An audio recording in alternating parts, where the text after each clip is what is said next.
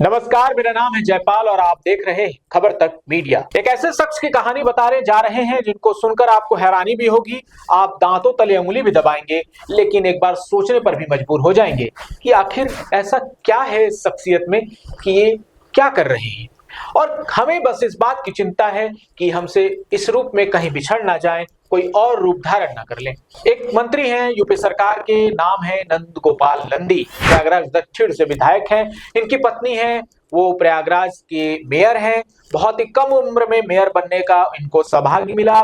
अभी तक वो मेयर बनी हुई है और प्रयागराज का जो पूरा कुंभ क्षेत्र है ये इन्हीं दोनों के कंधों पर टिका हुआ है।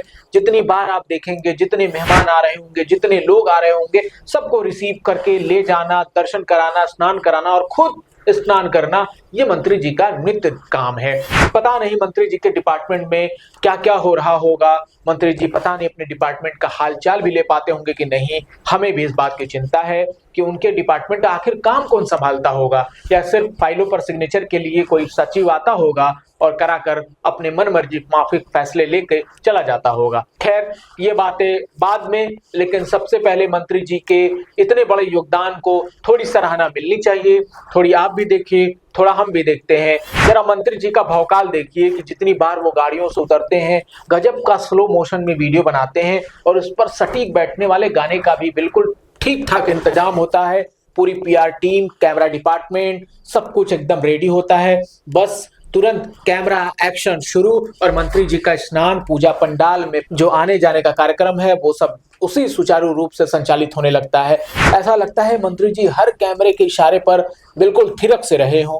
जितनी बार आप देखेंगे मंत्री जी को, उतनी बार लगेगा कि एक बड़ी शख्सियत का अब पदार्पण होने ही वाला है। पर मंत्री जी के अंदर कहीं अध्यात्म की शक्ति जाग ना जाए, हमें बस इसी बात की चिंता है, क्योंकि मंत्री बहुत काबिल हैं और अगर वो इस क्षेत्र से विमुख होकर अध्यात्म की ओर लौट जाते हैं तो ये उत्तर प्रदेश के लिए बड़ी क्षति की बात होगी। भले अध्यात्म में एक और नया अध्याय जुड़ जाए, ये अलग बात है। देखिए, नंदी जी काफी अहमियत रखते हैं, न सिर्फ प्रयागराज के लिए बल्कि यूपी के लिए भी और हमारे लिए भी। इसलिए हमें उनकी चिंता है कि इतने ठंड में भी वो स्नान कर रहे हैं। माँ गंगा भी सोच रही होंगी कि आखिर हमारा बेटा बार बार क्यों आ रहा है। क्या नंदी जी से इतना भयंकर पाप हो गया है जो एक बार नहाए कट नहीं रहा। नंदी जी का मंत्रालय हम आपको बता देते हैं, यूपी सरकार में उनके पास मंत्रालय है औद्योगिक विकास, निर्यात संवर्धन, एनआरआई, निवेश प्रोत्साहन। इतने भारी भरकम मंत्रालय के साथ मंत्री जी यूपी सरकार में बने हुए हैं। 2007 में पहली बार विधायक बने बसपा के टिकट पर। उसके बाद 2012 का चुनाव सपा की लहर में हार गए और उसके बाद फिर वो कांग्रेस में चले गए। बात नहीं बनी तो फिर भाजपा का दामन थाम लिया और देखिए, भाजपा का दामन उनके लिए लॉटरी की तरह साबित हुआ और मंत्री जी न सिर्फ विधायक बने बल्कि मंत्रालय भी मिला और मंत्री लगातार बने हुए हैं। और इसके साथ ही उनकी पत्नी भी मेयर बनी हुई है। 2007 में पहली बार उनकी पत्नी मेयर बनी और उसके बाद फिर इनको सौभाग्य मिला सबसे कम उम्र की युवा महिला मेयर बनने का। मंत्री जी का जो योगदान है कुंभ में वो बहुत ही अतुलनीय है, अकल्पनीय है, अद्भुत है।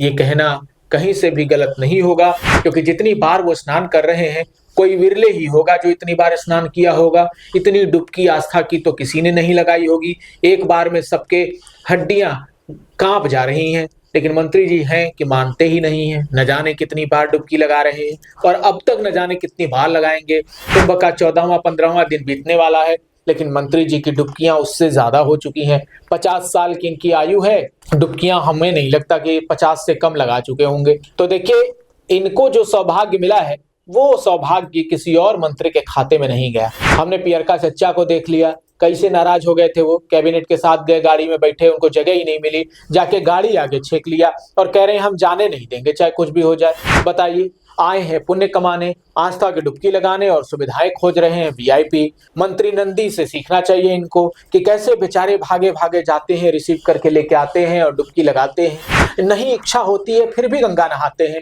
ये कम से कम मंत्री से सीखना चाहिए। लेकिन पियरका चच्चा तो पियरका चच्चा ही है भाई, उनकी बात अलग है। और जैसे ही उनको रिपोर्टर ने धर दबोचा, उसके बाद बुला रहे हैं, ओ दारा भाई जरा सुनिए। चलो ओ दारा को बुला ले, दारा दारा ओ दारा भाई। तो दारा भाई के नाम से और दारा भाई को लेके ये अपनी अलग ही गोलबंदी कर रहे थे। हालांकि फिर मान मनोवल के बाद पियर कच्चा को बैठाया गया, उनको तवज्जो दी गई और फिर यहाँ से निकल लिए। सीरियस बात यह है कि नंद गोपाल नंदी बेहद काबिल मंत्री हैं और उनके आस्था का भी सम्मान है। उनका एक पंडाल भी टेंट में लगा हुआ है कुंभ के, जिसका नाम है नंदी सेवा संस्थान। ये सेवा कर रहा है लोगों में, पता नहीं किस तरह की सेवा है, हमने तो कभी देखा नहीं है, लेकिन रील्स में देखकर पता चलता है कि अच्छा खासा सेवा चल रहा है। अब नंदी जी पूरे कुंभ का अपने ऊपर भार उठाए हुए हैं और योगी सरकार में काफी काम कर रहे हैं, लेकिन इनके मंत्रालय का काम कौन संभाल रहा है ये अब तक पता नहीं चल पाया है। हमें लगता है कि जब से ये कुंभ की सुगबुगाहट शुरू हुई तभी से मंत्री जी ने मंत्रालय छोड़कर मैदान में डटे रहने का संकल्प ले लिया है।